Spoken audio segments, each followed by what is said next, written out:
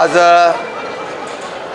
विधान परिषदेमध्ये सत्तारूढ पक्षाच्या वतीने शेतकऱ्यांना अवकाळी पाऊस झाल्यानंतर जी काही नुकसान भरपाई द्यायची याच्या संदर्भामध्ये एक प्रस्ताव आणलेला आहे।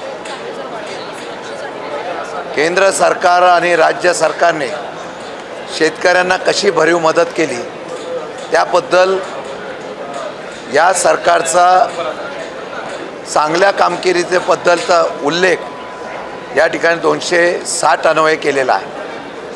अवकाळी पावसाच्यामध्ये 32,000 कोटीचं पॅकेज अशा वेगवेगळ्या प्रकारच्या योजना त्यांनी त्या ठिकाणी जाहीर केल्या।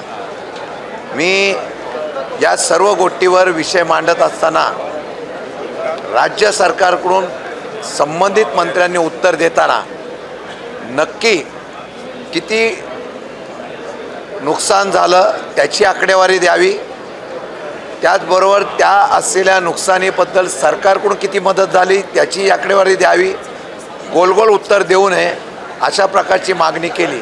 ती करत असताना आमची मागणी अशी आहे की केंद्राचेच मंत्री म्हणत आहेत की आमच्याकडे प्रस्ताव आलेला नाही, तरीसुद्धा केंद्राकडून इतकी मदत जाहीर झाली, हे जर अशा प्रकारे उल्लेख होत असेल तर ही फसवेगिरी आहे।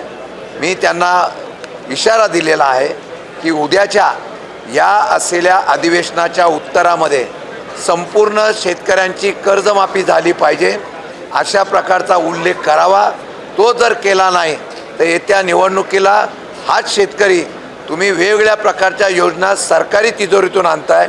एखाद्या कर्ज वाढलं तरी हरकत नाही, पण शेतकऱ्यांची पूर्ण कर्जमाफी करावी अशा प्रकारची इशारा दिला।